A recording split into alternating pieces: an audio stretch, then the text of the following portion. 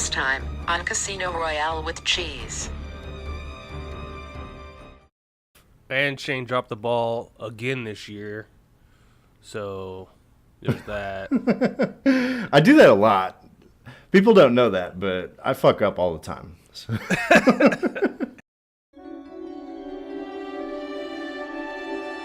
And now, the conclusion.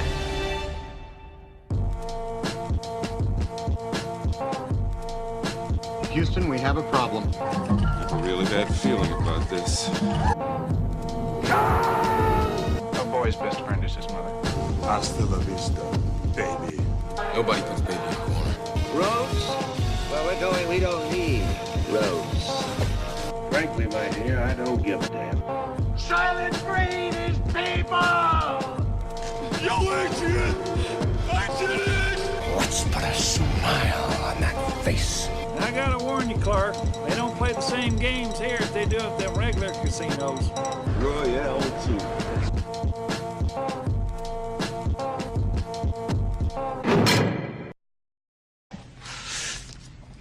It's my lucky crack pipe.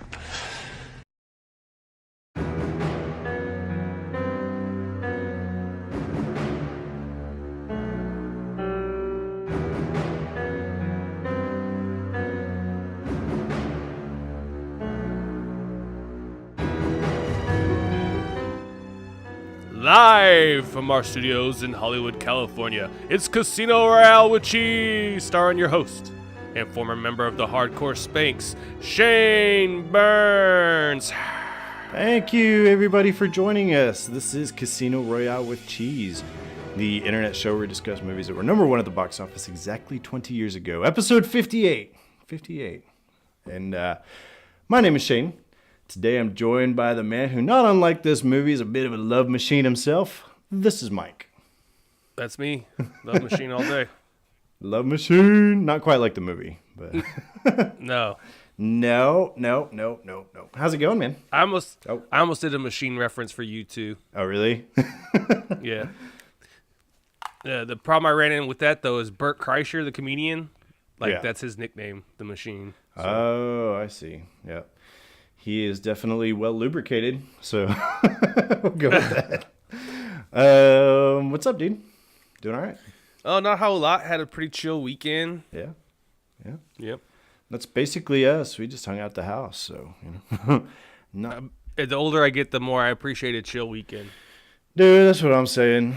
I'm not one of those that enjoys going out. My wife sees the weekend as an opportunity to, be a socialite and whatever, you know. She gets all that. Go to concerts and stuff. Yeah, exactly. We're always over somebody's house, either your house or Lee's house or whatever. Somebody's over here. I, on the other hand, like to recharge the batteries. Everybody's at your house. Yeah, pretty much. And so, I just like to chill. That's what I do. Well, okay. How many women would you say are in our wife's circle? Probably, I'd say between 8 and 10. I think there's a lot. I was lot. gonna say between 6 and 8. So we'll settle on 8. 8. Okay. And between the 8 of those women, they always can come up with the reason why we need to get together. Of course. Yeah. And the birthday season's about to hit us hard. Well, and I was just about to say, having kids only put that in the express lane, because everybody's over at everybody's house all the time now because there's always a fucking birthday. Whether birthdays. It's a kid's or mine or yours, whatever. Which really, with yours, you and Taylor both kind of suck in that regard because your birthday is right after Christmas and hers is too. So I'm really not interested at all, around that time. Right. So, I don't know what to get my wife anyway. So if I get her a handful of shit for Christmas, I'm feeling great. Now I got to go find some other crap she wants. Well, a week later. I got married on March 6th, and Nicole's birthday is March 7th. Oh, you done fucked up, AA Ron? Yeah. Yep, that's a bad move. Bad move. No, aside from that, things are going good, man. We're here to talk about a movie today. We gathered together. Oh, yeah. Yep. We do indeed have a movie to talk about. That would be 8mm. Yep. I believe this is our third appearance of Nicolas Cage. Oh, they keep getting better, too. What's crazy is they do, kinda. I just wanted to say, these people are the movie going audience back in 1999 to make this a number one. Y'all are pretty sick, man. Well, look at the cast, man. You got Nick Cage, who was superstar. You got James Gandolfini. Yep, he shows Joaquin up. Phoenix. Joaquin Phoenix. We got Catherine Keener shows up. She's great. Which one's her? The wife. Oh, yes. Yeah. She acts rings around Nicolas Cage, by the way. We're probably going to bring that up again, but she's a legitimately great actress, and he legitimately is not. So I told you about that series on Showtime called Kidding that was like really weird. It has Jim Carrey in it. yeah. She plays his sister, and she's equally as weird as Jim Carrey is in the show. Well, the first time I remember ever paying any attention to her, I believe, was the 40-Year-Old Virgin. And because she plays the super hot she's the grandma. girlfriend. Yeah. Yep. And then I saw the movie Adaptation with her. She's in it briefly because she had been in Being John Malkovich. And so she shows up in that one briefly, and Nicolas Cage is in that. And like he has a thing for her, but she just ignores him the entire movie. So, but it's pretty great. Okay. Seen this movie before, Mike? I have. Have I told you the story of how I got exposed to 8mm? You have not, but I love a good story, so let's hear it. I think I might have said it before, but long story short, I lived in some apartments, and a woman in the apartment complex needed help moving her stuff. Yep. And so I helped her move her stuff, and she came down to my apartment like later in the day, like knocked on my door and handed me this movie. It was like, this is thank you for helping me move. And I was like, oh, cool, thanks. And when I watched it, I was like, what the fuck is she trying to say? Right? This is a weird lady. I saw this. There's a buddy of mine had it back on DVD back in the day, or it might have even been VHS, and I borrowed it from him. And it's different. It's out there. I don't know what I was expecting, but yeah. It's so dark. It is. They go through actually in this movie. I want to say I think there were some alternate endings to this, and if I recall from the DVD correctly, but I don't think I watched them. And if it was one of those where they like cut the ending for the MPAA or something like that, like I don't even want to know what was on there. But it was. If there's alternate endings to this movie, I would love to see them. Yeah. Yeah, I hear you there. Me and my wife, we never talk about ratings of movies ever. Like if we want to watch something, we just pop it on. And my wife, she sat back yesterday. She's like, "What is this rated? Is this R still?" It's pretty bad. Pretty bad. Yeah, it's for a mainstream movie. This is pretty ick.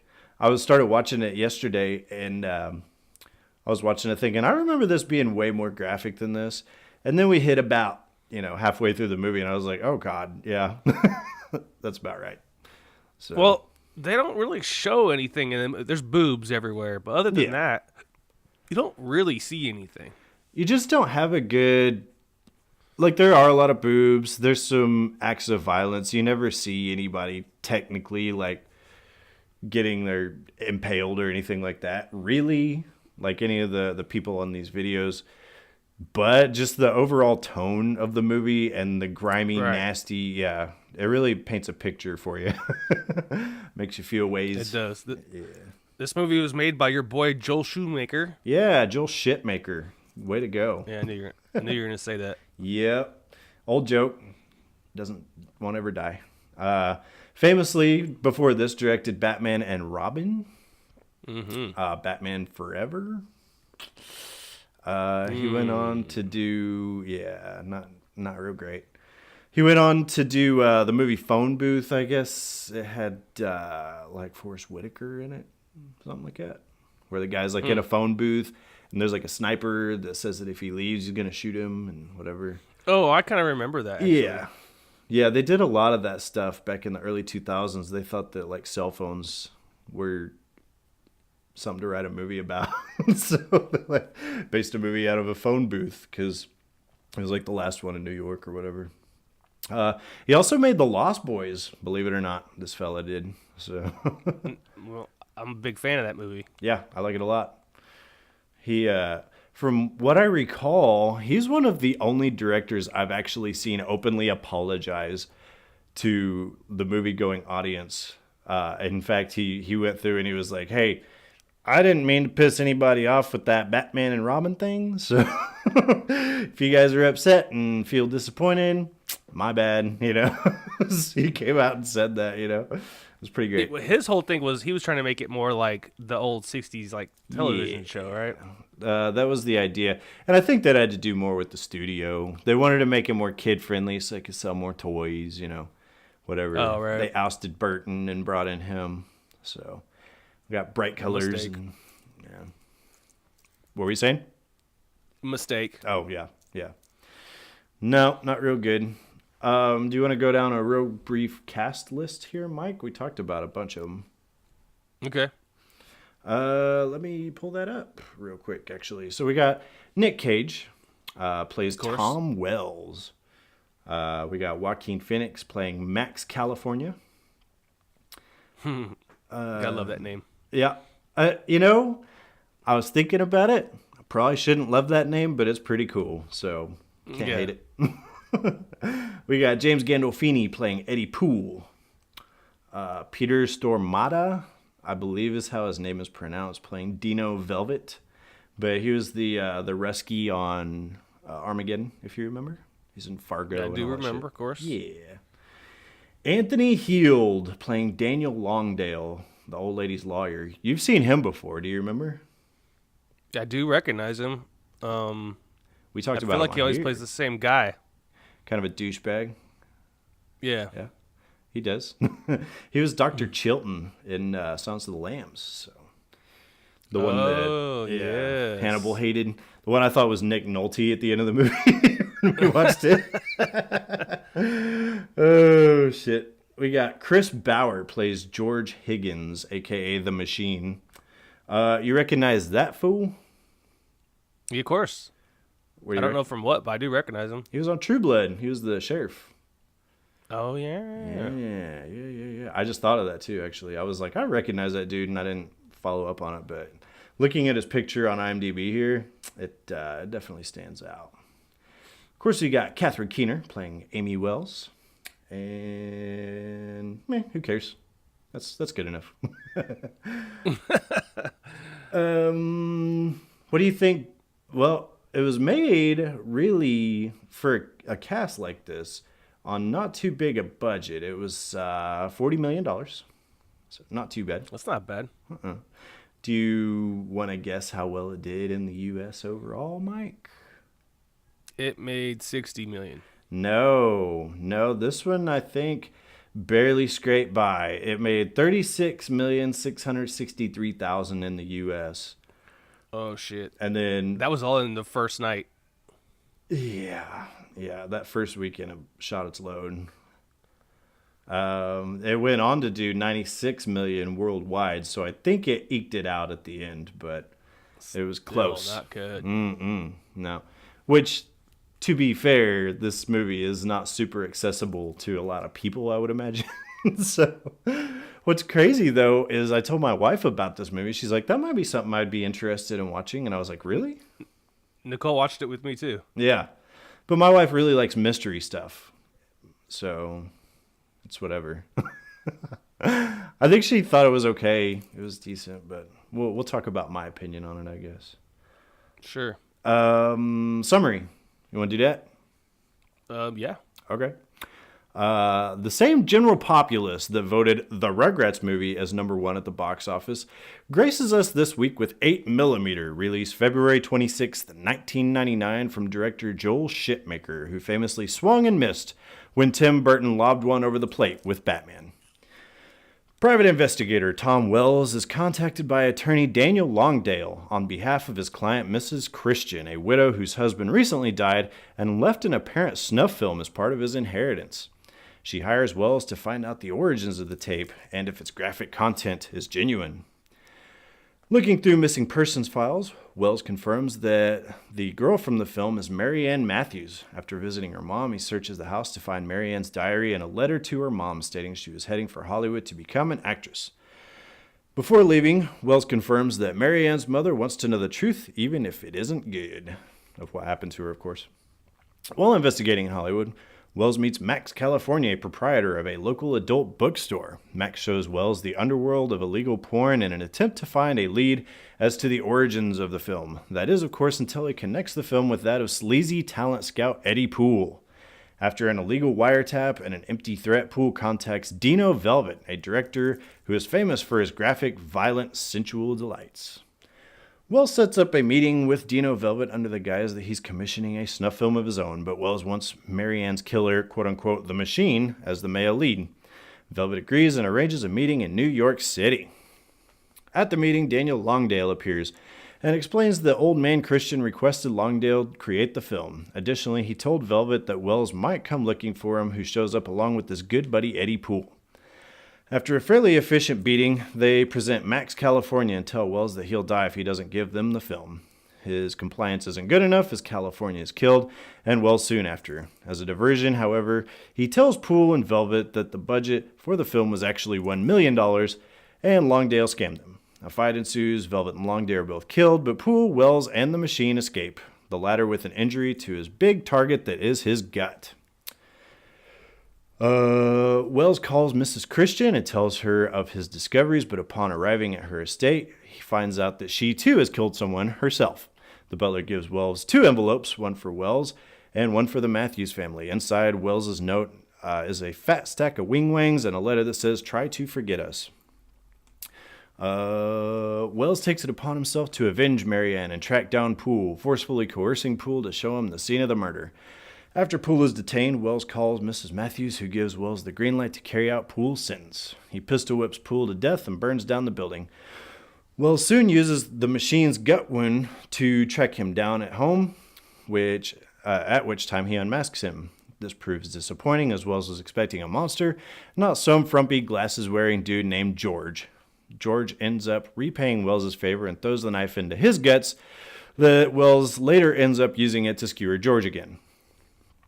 Wells returns to his family, at which time his understandably concerned wife and him reconcile. He receives a letter from Mama Matthews thanking him and saying he was the only other person that cared about his daughter. Did the machine survive? Will Nicolas Cage ever learn how to act? Find out none of these answers in 8mm 2. This film stars a bipedal basset hound and Dr. Chilton. A bipedal basset hound. He's just got those droopy eyes like a fucking basset hound. I know we talked about it. Nicolas Cage. Oh. I asked my wife if she ever thought. Droopy eyes. Oh man, it's bad. I asked my wife if she ever thought he was sexy. She said that was a hard no. She did not think that he's good looking at all, but whatever. Yeah. So there's that. Join us next week. Yep. I don't know. I had forgotten how many big names there were in this movie, though. Me too. Yeah. Me too, big time. Because whenever I first saw it, of course, I didn't know who the hell Catherine Keener was. I didn't really start paying attention to Joaquin Phoenix until, like, Gladiator. I didn't watch the freaking Sopranos, so I didn't really think too much of Gandolfini at the time. So it was just the deal where I was like, meh, the acting's all right. But that was it. Okay. Everybody pretty much acts their ass off around Nicolas Cage, though, this entire movie. They really do. There's really do. Stark contrast between him and everybody else. Joaquin Phoenix is a beast in this movie. Yeah. Fucking James Gandolfini plays a great scumbag. Oh, yeah. Well, I wanted to talk to you about that because we saw him in that movie that we watched, the John Travolta thing. Just a couple weeks ago. Yeah, right at the start of the year. And you What the fuck was the name of that movie? Something, a Civil Action. That's what it was. Yeah. And you had said that you always thought that James Gandolfini kind of played the same thing all the time. And this is kind of a different sort of role for him. The sleazebag, fucking douchebag, not suave, not cool at all guy, you know? No morals at all. No. He's up there like Harvey Weinstein and these girls getting blowjobs and shit in his office, you know, and it's bad. Bad. Now, what Harvey Weinstein did was terrible, obviously. But if you're casting for porn... I mean, if she's going to be giving out blowjobs, I mean, not saying it's cool. No, I don't know how to twist this because it's all terrible. But, you know, but if she's trying out for porn, maybe you got to see what, you know, it's like having them read lines. Yeah. Well, they don't need to read lines, but... Right. What else you got? But they got to be good at what they do. Well, and that's the thing, is perhaps he was exploiting that situation, but if the girl's going 100%. Right. But if the girl's going to be in porn, I at least got to see you naked. Because if you have like a third nipple or something like that, probably not a big seller in the porn industry. So You know what's always blown me away about porn? Let's hear it. The countless number of women that are willing to do it. Yeah, they don't care. They don't. I think they do. I think at the beginning... And then it's I don't just know. a job after that. I wonder if they all think like this is the way that they're going to be, you know, get their exposure to get out there into Hollywood. It doesn't really ever work like that too well. There's only been a couple, I think, all the time. Well, there was the one girl that was in that Zack and Miri movie. I forget her name. But like, and this isn't even to the same degree, but she was in Playboy, but that's that Kendra on top, whatever her fucking name is. Like, she kind of made it big, but she wasn't really like fucking on film or anything either. So, I mean, Although she does have a sex tape. Oh yeah, I didn't see that. Yeah, but Mike's the expert on that. But go, Mike. We should review that one next week. It just always blows me away, man. Like how many there. I mean, it's countless number of women. Yeah. And I think to myself, like, what happened to this poor girl? Because, you know, like, one of the most popular searched categories is, like, teen. Yeah, I'm sure. Like, what happened to this poor girl? Not that I would know. She's probably 18 or 19 years old. Yeah. And decided that she's going to do this on camera. Just had a rough childhood or something. I don't know. Just really anxious to get out from her house. But that's crazy, man. Yeah. I know that for dudes, I mean, sex on film, whatever. It's fine. But yeah, but you're not getting casted for porn as a guy unless you got a huge dick. Huge dick. Maybe even do some butt stuff, you know. There ain't no telling. So, I mean, yeah, probably. Yeah. Changing subjects completely. Catherine Keener, who's never done a porn that I'm aware of, but I'm not sure. I don't think it's listed on her IMDb. If she did, you can email us at cheesymovie@yahoo.com. Oh god. No. Catherine Keener's great. And if we're looking at it, I think that Tom Wells's wife, Amy, definitely dated down when it came to Nicolas Cage. Because she's way better looking and way more personable than his character is, we'll say. So. And they got this weird subplot between the two of them about whether he's smoking or not. Yeah, there's never a resolution of that. You never see him like, I would have expected like at the end of the movie him to like wad up a pack of cigarettes and throw it off to the side or something dramatic, but I don't know. Like she even asks him towards the beginning of the film, like, were you smoking? You smell like cigarettes. And he's like, I'm not. She's like, come on. Right. Like, she doesn't even look like she'd be that pissed off if he told her. Right. She's not really busting his balls about it. No, but he still denies it. Right. I mean, he's stupid enough to even smoke in his home office. Smokes in the house. Yeah. Come on, dude. Has an ashtray with cigarette butts in the house. Yeah. She's going to smell that. But yeah. She even has to pull like the magazine back to see his ashtray. You could probably smell that thing, you know. But I like his car. He drives one of those shitty old like 1995 Tauruses. Crown Vic. Well, he does rent a Crown Vic later when he's in like Hollywood, but at the beginning of the movie, he's driving a Taurus that everybody had. This was the slightly newer model than we saw in like RoboCop. So. My mom had a Taurus. Oh yeah, everybody had one. Yeah. I think they're having them out at one point, but I don't know how Ford suckered so many people into buying that fucking thing. But I think they were cheap. they must have been. We didn't even have a Taurus money. We drove a Ford Tempo, and it was a piece of shit, dude. We drove all the way from California to Kansas City, and it broke down like 4 times on us. So. Seriously? I couldn't tell you. Shit. All I remember about that ride, my parents, they gave us a roll of quarters. They said that anytime we started acting like assholes, then they were going to take a quarter. And whenever we made it to the spot where we were our destination, whatever was left of our roll of quarters, we got to keep, you know. So it turned into like a little game for us. And all I remember was we would piss my younger sister off so that my parents, she'd like start yelling and kicking and stuff, and then they'd take her quarter away, which is hilarious.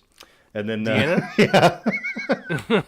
And then I just remember us being broke down on the side of the road for like, 3-4 hours while my dad went to go try to get some help, try to get our fucking car fixed. It was crazy, man. And you made it to Kansas City with $1.25 left. I had like $8. Oh. I think Deanna didn't have shit though. She had like maybe $1.50, like you said. So that was it. Oh God. Yeah, we really fucked her on that deal. So pretty great. I do think it's an interesting contrast in this movie. So in case you guys didn't know, my wife, she was kind of confused. They refer to this as a snuff film. She's like, why do they call it that?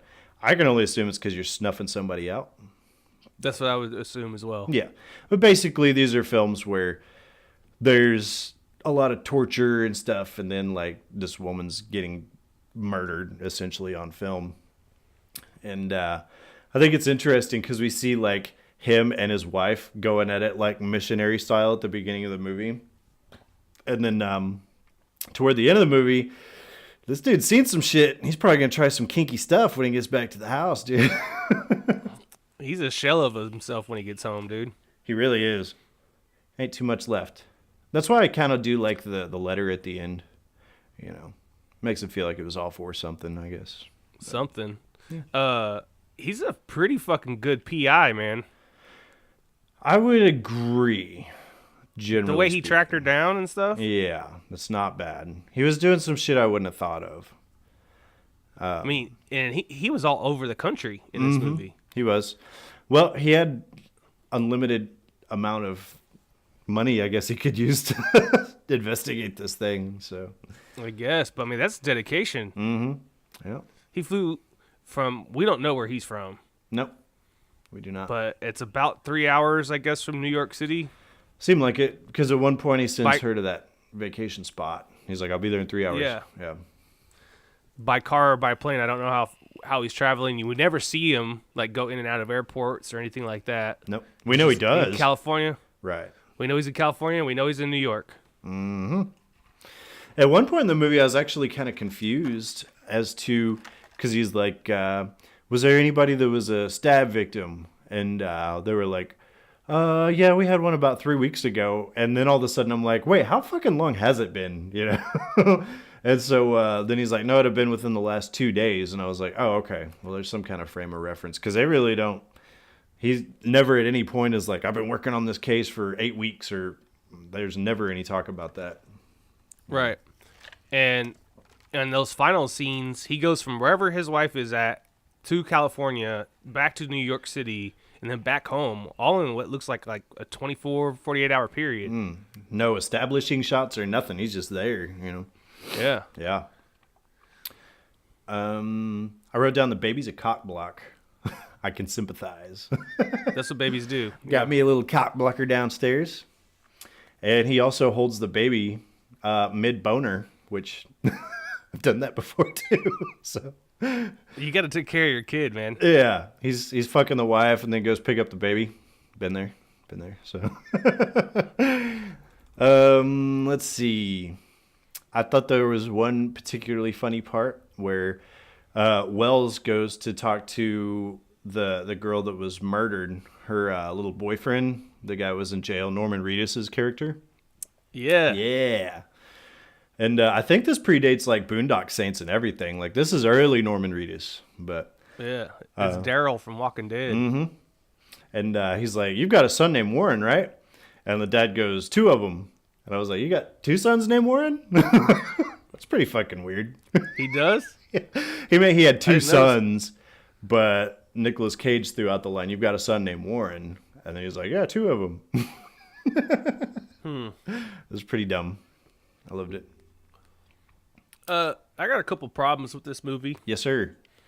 They established pretty early on in his investigation that there's someone watching him. Yeah, that never goes anywhere.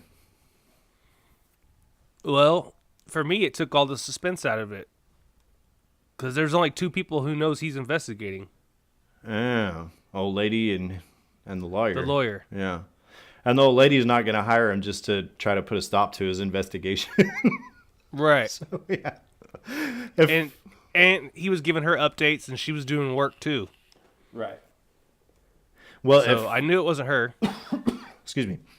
When I was watching this movie, I was sitting back thinking, like, after they said that the lawyer was in on the whole thing, I was like, I wonder if the old lady's, like, I wonder if they're going to try to pass off this old lady's. And then I was like, wait, why would she hire him in the first place if she's just going to, like, try to railroad his entire investigation later? That wouldn't make any fucking sense at all. Yeah. Right. She's just bored. Come on. So that kind of got ruined for me. Another thing that really I did not like about this movie was what should have been our culminating scene in the warehouse. Yeah. With where Max California, Tom Wells, The Machine, Dino Velvet, Eddie, the lawyer, they're all there. Right. This should be the end scene. That should be the face-off moment where, yeah. And then the movie just goes on another half hour. Yeah, but instead of it being like the closure of the movie, and of course we're going to need a scene where he goes back home to the wife and holds her close and all that good stuff. Of course. But they only kill off half of the people that are present, and then they drag it out. Right. They do. That is true. And then he goes to go see his wife for like 15 minutes. Right. I mean, there's... Goes back to California. Yeah. There's like... And fucking goes back to California, and Eddie's there, exactly where he thinks he's going to be. Yeah, at his house. Which Yeah. he'd already spied him out. So, yeah. Yeah, it's pretty crazy. Yeah, I kind of agree. That whole moment toward the end of the movie with the machine where he's like, I'm just a normal guy. I don't know what you're expecting. Like, I don't know if they could have gotten that moment if they had ended it at the warehouse. And I think that that's actually one of the better parts of the movie, where at the end of the movie, it's just some fucking derpy guy with fucking glasses named George. And so it was a deal where he's like, I know you're disappointed because you wanted somebody that was just truly evil here. You know, he's like, I'm just a regular dude. And so I think that was kind of a nice moment, and we wouldn't have got that if we had capped it off at the warehouse. I don't think. But I felt like they were milking the shit out of it. Yeah, I could see that too. We wouldn't. You know what? You bring up a really good point, because we wouldn't have got my favorite scene with Gandolfini in this movie either. That is a great where he's licking his fucking gun and shit, and yeah, he's like, just shoot me, put me out of my misery. Yeah, and like Nicolas Cage is really shoving this gun into like his eye socket, and Gandolfini's still saying his lines. He doesn't give a fuck. Yeah, but I'm talking about like as a person, as a real person, right?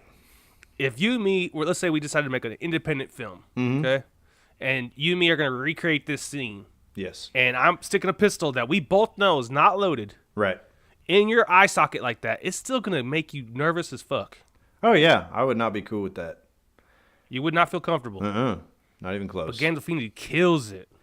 I don't think, I don't think I've ever looked down the barrel of a gun before, and that would not make me comfy. Not advised. No, not advised. No, it'll change you, I bet. I wrote down Wells is getting paid to watch porn, only in America. He is getting paid to watch porn, but the thing about the snuff film that he's investigating, there is no porn really in it. No, it's just people. You see Machine come out and he just kills her. Yeah. Yep. I wrote down that Nick Cage is acting whenever he's watching that girl get smacked around on film or whatever. Which, by the way, his reactions, right? Hilarious. It made Taylor laugh out loud, dude. It was really funny. And he just like jerks very unnaturally. Yeah. And I gotta was say really this: bizarre. if this was Christian Grey smacking this girl around in a 50 Shades of Grey movie, no problem there. But it's only whenever George from the trailer park does it that we got like a big fucking problem, you know? But were you aware of the big underground porn scene? aware of the underground porn scene? Like in the movie or Yeah, what? were you aware of things like this? Like in real life it takes place? Yeah. Oh no. I have no idea.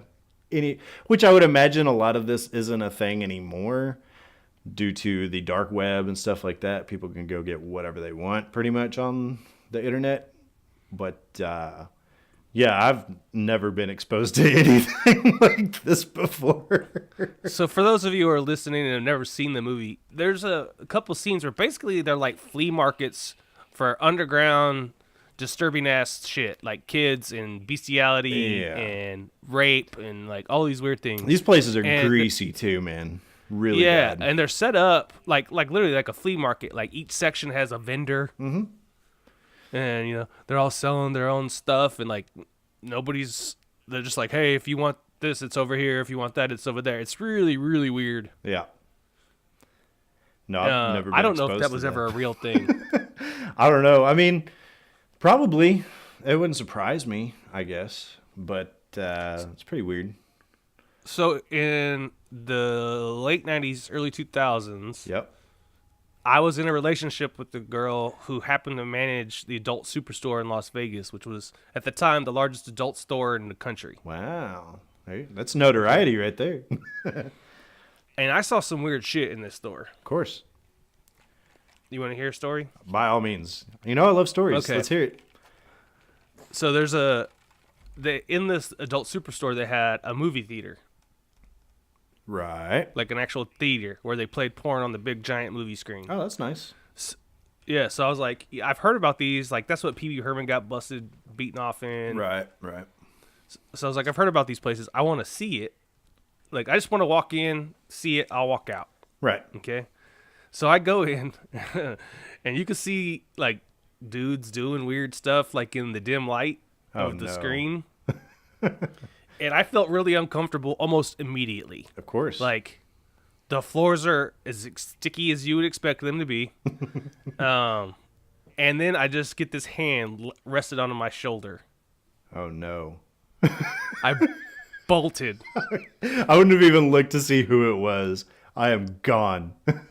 I bolted, dude. Yes, sir. Like NFL running back through the movie theater to get out of there. That's so crazy, man. You know what's crazier? Is the fact that Pee Wee Herman got arrested for beating off at a stag flick. Come on, dude. Why do people go That's there? what people go there for. Just to beat their meat. Yeah. Give the dude a fucking break. You know, they were always on his ass. He got busted for pot back in the day, and so he made that stupid ass, "This is crack," PSA. Why don't you leave Pee Wee Herman alone? Let him smoke his weed and beat his dick and call it a day. Why are you giving this dude such a hard time? Yeah. That's what I'm saying. There used to be a place here in town. Technically, it's still there. It's called the Circle Theater. And they used to show porno flicks there. There was no bookstore around it or anything. But, What? yeah. It's still there, but... There's a porno theater in Tulsa? Well, they reformatted. They don't do porn movies there anymore. Basically now, because it's a smaller theater, and they've gone through and renovated it and all this other shit, but... It basically now they show like independent movies and like documentaries and shit like that. I actually went with my younger sister to go watch this one about North Korea, and so there's that. But apparently my dad said that when he was a kid he used to go there and watch movies all the time, and then they went through and started doing the porn thing all the way from like the 70s up until the 90s, and then they changed it up again. So The fact that there was an adult theater in Tulsa, Bible thump in Tulsa, Oklahoma, at any point in its history is mind blowing to me. it is. It's crazy. I don't know. It's nuts. That's all I can say about it. Like Tulsa's also home of like the most expensive Christian college in the country. Yeah. They have giant like stone hands that are like praying. The praying hands, yeah. Like 60, 80 foot tall praying hands. Yeah. It's crazy. Yeah. Go to school, get out in enough time to go watch some porn. So Oh. I wrote down Nicolas Cage has nice shoes in this movie. Whenever he like stomps out that cigarette in front of Norman Reedus, those are classy looking shoes. I ain't gonna lie. They're called dress shoes, Shane. No, but they look nicer than dress shoes that I would have, for example. So Oh, okay. Not surprised. right. I said watching porn and going to titty bars for money. Ah, the life. Oh man, He's got it made. it's a creepy world that he was venturing in. I thought that whole battery operated vagina thing was really funny when he went to the That was bookstore. funny. Yeah. Because he comes up with this big fat stack of magazines. And Joaquin Phoenix is like, you're probably going to need one of these pocket pussies. And he was like, no, I'm good. Yeah. No, he says battery operated vagina. He does. Yeah. Which that's nicer than a pocket pussy. You got to do all the work yourself with one of those. So, I mean. And he said, I would hate for you to find yourself in a situation when you didn't have your battery operated vagina with you. That's pretty funny. Hell of a salesman. That's good. Yeah. Know your market. The whole if I ask you have to tell me if you're a cop thing, bullshit. Not true. Bullshit. They will tell you all day they ain't a cop. I don't know how that got started, but if you are doing some illegal shit and you are asking somebody if they're a cop thinking that they have to tell you, they do not have to tell you. Just word of advice to all of our listeners out there. No, they don't. And they use that quite a bit in this film. Yeah. Yeah, they do. There's a one guy that's like, fuck off, Larry. Yeah. The whole thing.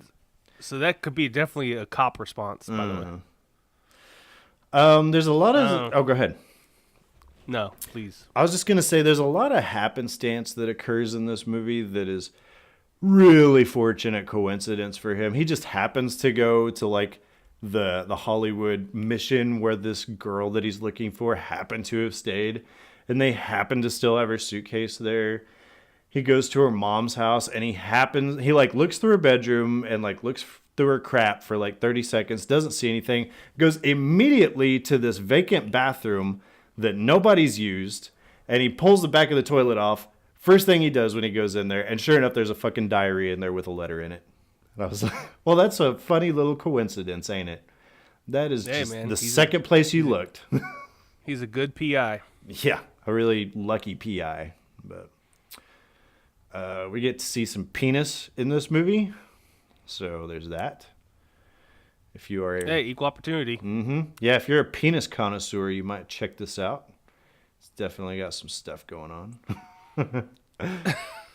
No, whenever he goes and sneaks up on Eddie Poole's house or whatever. Yeah. Yeah. Yeah. I saw it, Shane. Yep. Big old dick hanging out. Yep. So, what else you got? You were going to say something. I don't remember. I don't know how much more you have left to talk about as far as this movie goes, because I kind of want to save this part for when we wrap the movie up. Okay. Well, let's do that first. We'll talk about some other stuff, and we'll let you wrap it up. Okay. I thought the old lady was going to have a heart attack. I thought that's how she was going to die. Whenever she found out what her husband was up to. Not the case. Terrible. Yeah, I knew she was going to die, but I wasn't quite sure how. They start monologuing. They always fucking monologue. All the villains do. And I've seen my share of James Bond stuff, so I know it happens all the time in movies, but really, I'm just going to monologue like crazy. Let's see.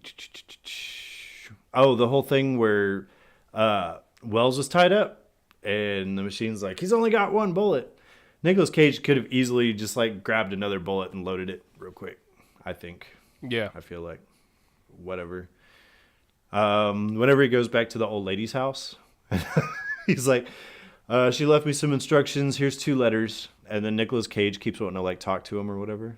And I wanted to be like, the butler's probably like, yo, I've got job hunting that I got to get knocked out, dude. Why don't you fuck off? I'm out on my ass. Bullshit. Right.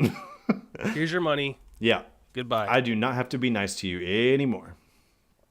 I also wrote down that dude got stabbed in the guts and his wife is making him rake at the end of this movie. He comes home with a stab wound and here he is out there fucking raking the leaves again. This poor bastard. I'm guessing some time had passed. I would think so. I don't know. The hospital is sure eager to give out the machine's info. Yeah. He's like, I'm with the 3rd precinct, blah, blah, blah. Did you have a guy with a stab wound? Yes, this guy. Here's his address. Here's his name. Oh. That was here's easy. His mom's name. Yeah, no such thing as HIPAA, I guess. Mm-hmm. Yeah, no. Nope, they do not care. I wrote down this is a better movie than Batman and Robin. Yes. Quite a bit. And the only other thing I think that I really needed to do to write down is that and this is a purely artistic thing, and after seeing Batman and Robin, I'm surprised that there was any artistic merit in this movie. But I felt like whenever he's listening to that stupid ass album The Machine is in that movie, and Nicolas Cage is like looking through his house or whatever, whenever the needle's like skipping because it hit the end of the record, and you can just hear the needle keep hitting the inside of the record. Yeah. I felt like that was a great way to build suspense because that's the only noise you hear in that. Yeah. And so you couldn't really tell, like ordinarily in a movie, you can kind of hear somebody's walking around in the background or whatever, but it's almost like the whole idea of Clarice not having any eyesight at the end of Silence of the Lambs almost. So yeah, I mean, and he was listening to like the weirdest, most creepiest album ever. It was too. Which is funny because my wife, she was like, so he just like cranks this shit on when his mom goes to church? Or I was like, I mean, she ain't here, so I'm gonna do my thing. Yeah. Yeah, he don't care. But, he's like a teenager still. Mm-hmm. Exactly. My mom's not home, so I can listen to my music as loud as I want. This is my music. Yeah. I thought it was weird that sort of music would have been on a record in the first place. But oh, it's for sure out there. Yeah, everything's out there. Yeah. This movie's proof of that. So, all right, Mike, what did you have in mind? Okay, well, I already said my discrepancy where I feel like we could have wrapped this movie up in the warehouse. A couple of things that fucked with me towards the end of this film was, okay, so while he's in the car, he calls and tells the old lady that it's a real film. Like, right. He doesn't think this is a face-to-face kind of conversation. So he just screams it over the phone. She's real. He killed her. I think that the only thing about that was that he thought that he might die pretty quickly. And so he called the old lady to tell what he found. And then it was basically like, if I survive this, I'll come see you. And that's why did he call his wife there too? Yeah. Yeah. And I think he was kind of like, I think that's why, is because he felt as though his life was in danger at that point. Maybe that's just me. Then he's at Eddie Poole's house. He's got Eddie Poole all tied up. He does. And Eddie Poole tells him like how to kill him smartly. And, don't leave bullet trace evidence in me. Right. Basically. So Nicolas Cage takes his advice in a pretty, like I said earlier, pretty great scene. The one part of that scene that messes with me is he calls and tells the mom, Mary's mom, and wants her permission to kill this guy. I'd have just done it. Give me a break. Right? Just tell me you loved her. So then he flies from California and kills her. Then he flies all the way to New York, or kills him. Then he flies all the way to New York and presumably kills Machine. Right. And goes home to his wife. He is a 2-time murderer now. Yeah. Twice. Because in the warehouse, that's purely self-defense. Right. But he went and traveled these people's houses, never got law enforcement involved. Right. Decided to be a vigilante. Then he goes home and cries on his wife's lap, says, "Save me." I think that that is true. He has committed homicide twice now. He didn't leave any evidence, so I guess that's good. I probably would have called the cops if it was me. But I definitely would have called law enforcement. the only problem with that is he did some illegal shit early on in this movie, though, like where he bugged Poole's phone and little shit like that. But I really don't think the cops would care that much. I would take the heat for that. Yeah, exactly. Yeah, I broke in there. Like, so fucking what? Prosecute me. Yeah. yeah, I would take the heat for that versus for the rest of your life having to look over your shoulder. Like, are they going to come find me now? Right. Exactly. We never actually see that. So my wife, whenever we were looking this up, she saw where there is an 8mm 2. And she was like, boy. Yeah, that's why I threw in at the end of the summary that exists. You remember around like the start of the new millennium, whenever these companies found out they're like, we got all of these assets here. We could just make all these like really crappy sequels for like super cheap, like the Butterfly Effect 2, American Psycho 2, Stir of Echoes 2. And I think I didn't watch any of those. No, I didn't either. No, the Mothman Prophecies 2, you know, like shit like that. Oh, God. And so I think that was just one of those, the 8mm 2 was just one that fell into that unfortunate category. But if you ask me, like Butterfly Effect, there's only one. So, but yeah, it is what it is. So, but no, Well, she was like, so what's the sequel going to be about? She's like, did the machine survive? I was like, I don't think so. It's hinted at The machine survived. I love that her brain went there. For me personally, the movie itself is not that bad. The ending just sucks. The ending's not great. The movie's fine. I'll say it's fine. Once again, if it came out last year, I would have considered it really good, actually. But the ending's okay. I mean, it's whatever. It goes on too long, but this movie's kind of a slow burn anyway. Yeah. That's whatever. Some real standout performances from supporting actors, though. I'll say. Yeah. If you are squeamish and kind of uptight about sexual stuff, then you might want to steer violence. clear. Yeah. It's pretty violent, pretty bloody. So, meh. Whatever. Check it out if you want. I don't care. So, what's going on with you, dog? I'm recording a podcast. What's going on with you? Nothing. Just recording. Okay, what do you mean? I've been like anything in particular, anything good? You watch anything or? Oh, yeah, I watched some stuff this week. Yeah. So a couple of them I've already talked about, but my wife and I went out and purchased the Blu-rays of two movies that we both love. All right. Bohemian Rhapsody. Heard it was good. It's amazing. Yep. And A Star is Born. Ah, there you go. Both nominated for Oscars. Of course. That is actually airing tonight. Oh, yeah. That's right. That's right. Bradley Cooper and Lady Gaga are going to sing their Grammy Award-winning song, Shallows. Did that one win a Grammy? It won the Grammy for Song of the Year. It's a great song. So, Yep.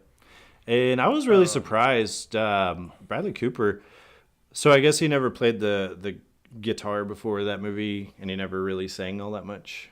But he does a great job, you know, considering he's not a singer or a musician, really. I found out so many interesting facts behind the scenes on that movie. So, have you seen it? Do what? You've seen A Star is Born, right? I've seen 2/3 of it with you guys, and then I went to bed. Well, if you didn't notice, Bradley Cooper sounds eerily like Sam Elliott, Yep. like voice-wise. That's not by accident. Uh-huh. I see. He studied that dude's voice for like a year, recorded some stuff on tape, and then sent it to Sam Elliott in order to recruit him for the movie. Oh. It's weird because Sam Elliott's way older than him by probably at least 20 years, 25 years. But Yeah. yeah, they're brothers. Well, in the movie, Bradley Cooper's dad had him when he was 63. Right. So it explains the age gap there. Yeah. Another cool thing that I found out about the movie is the band that plays behind him in the movie. They're a real band. Yep. They actually have another lead singer that Bradley Cooper is friends with, and he let him borrow the band for the movie. Really? Yeah. Oh, that is cool. That's And awesome. I guess this friend like helped co-write because Bradley Cooper wrote the songs Yeah, in the movie too. I didn't know that. So, yeah, it's pretty incredible stuff, man. But we bought both those. We really love those movies. Well, I was telling the wife the other day, when you think about Bradley Cooper, the first time I ever really paid attention to him was in The Hangover. And so to think about all the stuff he's done since then is really kind of incredible, really. Well, he's just gotten more serious. He has. Well, like you got that, you got American Sniper and stuff like that. And he's great. He's a great actor. Even like Silver Lining, the playbook of The Silver Linings Playbook? Yeah. Yeah, that's pretty great. Great movie. Yeah, he's pretty amazing. Yep. And then Rami Malek, who plays Freddie Mercury in Bohemian Rhapsody, just incredible. I think he looks just like Freddie Mercury, so it's weird. Looks pretty damn close. Yeah. Well, he's Egyptian. Oh, okay. I didn't know. Rami Malek is, yeah. So Right. he's from more of the region of the world that Freddie Mercury actually was from. Sure. But he does an amazing job. He's already won a SAG and a Golden Globe for his role.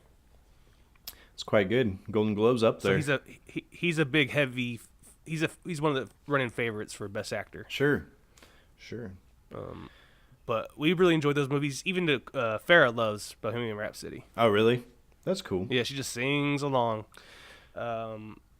We watched the all-female cast of Ghostbusters for the first time. It was on TV. Oh, I wasn't a fan. Oh, man. It's rough. Yeah, it's pretty bad. And it kills me because I like all four of those actresses in other things. Yeah. I really like, because Melissa McCarthy, she's kind of gotten this stigma about her. But if you watch movies like Spy or like The Heat, I thought she was great in both of those. Especially She's like hilarious. Bridesmaids is really funny. Oh, she was great in Bridesmaids. Yeah. And, Leslie Jones, she's kind of the Winston of the group, but she's really funny. I've only really seen her on Saturday Night Live, but she's funny. And Yeah. She always remind me of like the female Tracy Morgan. yeah, I could definitely see that. A little crazy, but Yeah. A little crazy. Says like weird sexual things. The humor in that though, because if you think of Ghostbusters as having like, because I kind of brought that movie through the ringer. I think I did finally voice that I like that movie, but there's definitely a lot of subtle humor in that movie. And this one has no subtlety to speak of. It's out there, man. It was hard to watch. Apparently, too, they thought that all the different actresses were like competing for screen time and shit like that, and they really just were trying to make themselves look better, as opposed to like the old Ghostbusters where they were all good buddies from a long time ago. So it's whatever. Yeah. Nicole and I started watching the Russian Doll on Netflix. I've heard that was good. It's different. Yeah, I've heard it was good. I want to say I watched something on Netflix. I don't remember what. What else? Anything? Oh, the Jurassic Park 4. Oh, the new one? No, the one where they like have the Indominus Rex. Oh, yeah. Jurassic World, the first Jurassic World. That was a good movie. Yeah. Yeah, we had fun watching that too. Yeah. That one gets a lot were of watching hate, on, but like- I like it. We watched it on like TBS or something, or one of those channels, and they were doing like the behind the scenes stuff between between scenes. They would show like, here's an interesting way we did this. Right. And Chris Pine actually like put out on social media this video of him like pretending to be annoyed with Steven Spielberg, asking him to be in Jurassic Park 4. Really? This is like back when he was on Parks and Rec, before like people were looking at him to be movie star. Of course. Like he was the heavier Chris Pine still. Of course. But he's filming this video and his phone alerts are going off. He's like, "Oh, Steven, it's getting really old." And he would like reply, That is awesome. "Thank you for your consideration, but I don't want to be in Jurassic Park 4." And then like a few years later, he's the star. That's awesome. His story is really interesting because he was living out of a van apparently for a while. And Down by the river? Down by the river. No, I don't know. I think it was a mobile van, still functioning. But then he got into the Parks and Rec thing, and then he lost that chub, and then he's kind of a heartthrob now. And I guess Anna Faris and him were married, but they're not married anymore, so that kind of sucks. Makes me sad. Yeah, from what I could tell, they seem like they're a really cool couple too. I bet they're hilarious together, but that's whatever. But if you want, so that's the poor man's Dak Shepard and Kristen Bell. Who? Anna Faris and him? Yeah. No, Dak Shepard and Kristen Bell are the poor man's Chris Pine or Chris whatever and Anna Faris. No, because they're still married. Oh well, yeah. I mean, I guess that's valid. They're like the Brangelina, like the Kmart. And they are hilarious together. Yeah. Who, Dax and Kristen Bell? Yeah. No. Well, he's got to be funny with somebody, I guess. So. No, I think the only thing I've seen Dax Shepard, there's this kind of a spin-off of Jumanji back in the day called Zathura, if you remember that. He was in that movie. And Wasn't he? Did he get his start in like Punked? Oh, I don't know about that. I think he was an actor in Punked. I mean, he could have been. Entirely possible.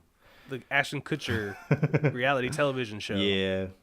People that don't like Ashton Kutcher, I always tell them to go watch Punked because I think that shit is hilarious. But Yeah. And then I saw him in that Employee of the Month or whatever with Dane Cook. Right. Yeah. Like Andy Dick's there and all that. But let's see. Did you watch anything this week? Yeah, I watched 500 Days of Summer. So Okay. rock and roll. It's a good ass movie. Me and the wife, last night we were watching some Toy Story with our oldest child. Which one? Well, they had kind of a thing on Freeform. They were just showing all the Toy Story shit. So we watched like the first one and half the second one. And so it was pretty good. We watched some Shameless, but that was pretty much it. We haven't really had much time to leisurely. I mean, I watched some Seinfeld this week, but that was about it. So I always watch Seinfeld. Fair had the flu. I heard about that. That sucks. Yeah. Taylor said she's recovering though. It seems like. So. Oh shoot, you can't keep her down now. She's all over the place. She is recuperated. So it's good stuff. We watched another movie. I know I rented one. Oh, I watched one. I one. remember. What'd you watch? On the Fire Stick, they have a good copy of the Into the Spider-Verse. So. Oh, I've been wanting to watch that. It is good, man. It is good. It actually, in some ways, is almost a continuation of the Tobey Maguire Spider-Man, if you will. Yeah, they established pretty early on that if it's not the same Spider-Man, it's they even wanted to get Tobey Maguire at one point to play the voice of Spider-Man. But if it's not the same guy, he's had some very similar life experiences to that of the Tobey Maguire Spider-Man. So there's that. And then I watched something else, but I don't remember what. Something else on the Fire We got to start Stick. writing that stuff down. Yeah. Well, I write down a lot of shit. So I just don't feel like keeping up with that much. But so yeah, there's that. And then next week, movie wise, I guess the American public completely changed pace. So Oh, what are we watching? Analyze This with Robert De Niro and Billy Crystal. I would never have guessed that. No. It's out there, man. This is the prequel to Analyze That. Yes. Yeah, they should have done it in that order, actually, like they did with Star Wars. Just came out with Analyze That first. Analyze This. It was fun. I don't think I've ever seen Analyze This. So it's going to be I'm pretty sure I did back like around when it came out. Yeah. This will be one of those that's kind of like Rush Hour, I think, for me, where it was a big deal at the time, but I never fucking bothered because I just really didn't care that much. And Billy Crystal, he can be a funny dude, but Sometimes not so much. I did like him in like City Slickers and shit like that. So Yeah. whatever. But no, it's fine. I guess I'm kind of looking forward to it. I really just wanted to get past these first couple months of the year because we got some good shit coming up. And so I'm just kind of slogging my way through all this stuff. 8mm. Hey. So Message far, in a 99 bottle. hasn't been as bad as 98, so I'm good. No. Well, once again, at this point, we're still watching Titanic. So, Right. yeah. So we have yet to see how much better or worse it will be. But, insanely enough, I think that's about all I got, man. Yeah, same. Yeah, same. Well, whatever. If you feel like it, you can always contact us with your ideas about requests or thoughts about movies or anything like that. You can email us at cheesymovie@yahoo.com.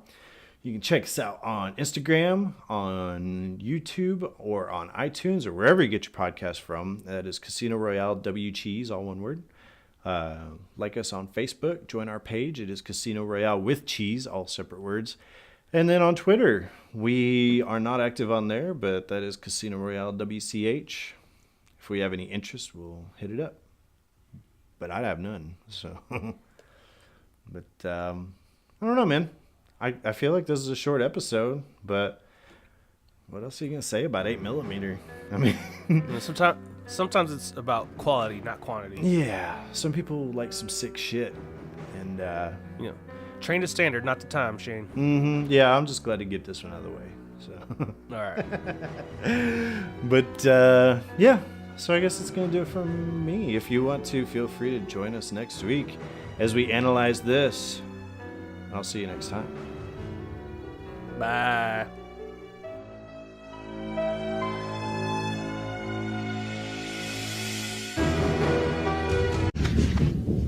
I'll be back.